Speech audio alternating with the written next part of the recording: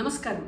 భారతీయులుగా మనమందరం గర్వపడవలసిన మరియు సంతోషపడవలసినటువంటి సమయం ఆసన్నమైంది.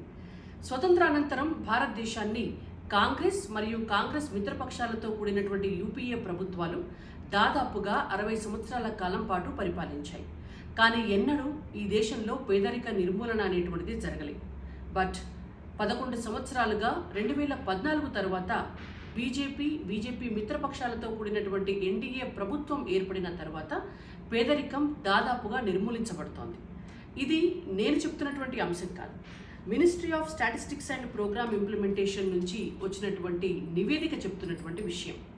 ఈ నివేదికలో ఉన్నటువంటి అంశాలు 2011-2012 సంవత్సరానికి అప్పుడు యూపీఏ 2 ప్రభుత్వం అధికారంలో ఉంది.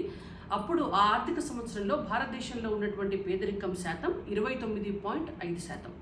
ఇప్పుడు 2023-2024 ఆర్థిక సంవత్సరం ఎన్డీఏ పరిపాలిస్తున్నటువంటి సమయంలో 3.9% పేదరికం అనేటువంటిది తగ్గింది. అంటే 2 సంవత్సరాల క్రితం వరకే. ఇప్పుడు 2026-2027 ఆర్థిక సంవత్సరాన్ని కనుక తీసుకుంటే దాదాపుగా నిర్మూలించబడే ఉంటుంది.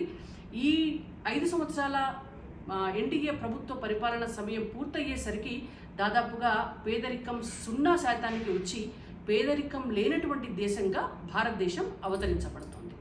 అయితే నిజంగా ఇదంతా ఎట్లా సాధ్యమైంది అంటే నరేంద్ర మోడీ గారు ప్రధానమంత్రి అయిన తర్వాత భారతీయ జనతా పార్టీ ప్రభుత్వం తీసుకొచ్చినటువంటి అనేక పథకాల వల్లనే ఇది సాధ్యమైంది. ముఖ్యంగా కొన్ని పథకాల గురించి మనం చూద్దాం. ఇప్పుడు ఫర్ ఎగ్జాంపుల్ జన్ధన్ యోజన ద్వారా అంటే జన్ధన్ అకౌంట్స్ దాదాపుగా ఒక 58 కోట్ల మందికి జన్ధన్ అకౌంట్స్ అంటే జీరో అకౌంట్స్ అనేటువంటివి క్రియేట్ చేసి తద్వారా డబ్బు ట్రాన్స్ఫర్ అనేటువంటిది ఆన్లైన్లో చేయటం ద్వారా వాళ్ళ కేంద్ర ప్రభుత్వ పథకాల ద్వారా కానీ రాష్ట్ర ప్రభుత్వ పథకాల ద్వారా కానీ వచ్చేటువంటి డబ్బులు డైరెక్ట్గా వాళ్ళ అకౌంట్లోకి రావటము, వాళ్ళు బ్యాంక్ అకౌంట్ని వాడటము, ఆన్లైన్ ద్వారా మనీ ట్రాన్స్ఫర్స్ అనేటువంటివి జరగటం వల్ల కూడా ఈ పేదరిక నిర్మూలనకి అక్కడే బీజాలు పడ్డాయి. నెంబర్ 2 ఉజ్వల యోజన. దాదాపు ఒక 10 కోట్ల మంది మహిళలకి మొత్తం భారతదేశంలో కూడా ఈ ఉజ్వల గ్యాస్ కనెక్షన్స్ ఉచితంగా ఇవ్వటం వల్ల వాళ్ళ ఆరోగ్యాలు మెరుగుపడడము, వాళ్ళకి శుభ్రమైనటువంటి వంట చేసుకునేటువంటి అవకాశం రావడము, తద్వారా డబ్బు ఖర్చు కూడా తగ్గడం అనేటువంటిది, సమయం వృధా అవ్వడం తగ్గడం అనేటువంటిది, వాళ్ళు పనులు ఎక్కువ చేసుకునేటువంటి అవకాశం వచ్చింది. Number 3 PM Awas Yojana. తెలంగాణ లాంటి రాష్ట్రాల్లో ఇక్కడ ఉన్నటువంటి రాష్ట్ర ప్రభుత్వాలు పూర్తిగా ఈ స్కీమ్ని వినియోగించుకోలేదు కాబట్టి ఇక్కడ పూర్తిగా ఇంప్లిమెంట్ కాలేదు. కానీ మొత్తం భారతదేశం అంతా దాదాపుగా 4 కోట్ల మంది ఇల్లు లేనటువంటి వాళ్ళకి ఇల్లు కట్టించడం ద్వారా ఇంటద్దెలు కట్టుకునేటువంటి బాధ వాళ్ళకి తప్పింది. స్వగృహం ఉండడం వల్ల వచ్చేటటువంటి కాన్ఫిడెన్స్, వచ్చేటటువంటి ధైర్యంతో వాళ్ళు ఇంకొద్దిగా వాళ్ళ ఉపాధిని పెంచుకునే వైపుకి వాళ్ళ దృష్టిని కూడా కేంద్రీకరించేటటువంటి అవకాశం లభించింది. Number 4 Swachh Bharat machine. దాదాపు భారతదేశంలో 12 కోట్ల టాయిలెట్స్ నిర్మించడం ద్వారా మొత్తం శుభ్రమైనటువంటి భారతదేశాన్ని నిర్మించడంతో పాటు మహిళల ఆత్మగౌరవాన్ని కూడా కాపాడినటువంటి ప్రభుత్వం నరేంద్ర మోడీ గారి ప్రభుత్వం. ఆయుష్మాన్ భారత్ ద్వారా ఎవరికైనా కూడా అనారోగ్యం కలిగితే దాదాపు 5 లక్షల రూపాయల వరకు కూడా కేంద్ర ప్రభుత్వ సహకారం లభిస్తోంది.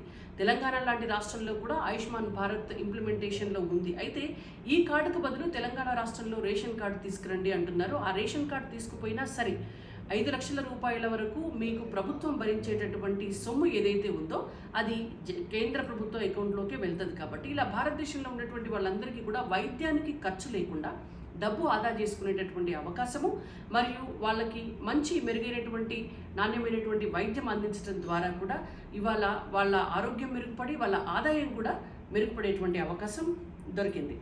నెక్స్ట్ ఉచిత రేషన్ దాదాపు 40 కోట్ల మంది ప్రజలకి అంత్యోదయ కార్డ్స్ ద్వారా కేంద్ర ప్రభుత్వం అందిస్తోంది.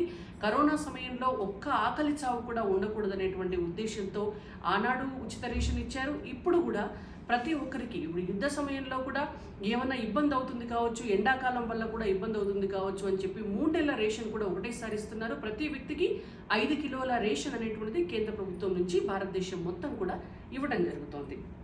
ఇంకా ఉద్యోగ కల్పన యూపీఏ గవర్నమెంట్ ఉన్నప్పటికీ ఇప్పటికీ దాదాపుగా 36% పెరిగింది.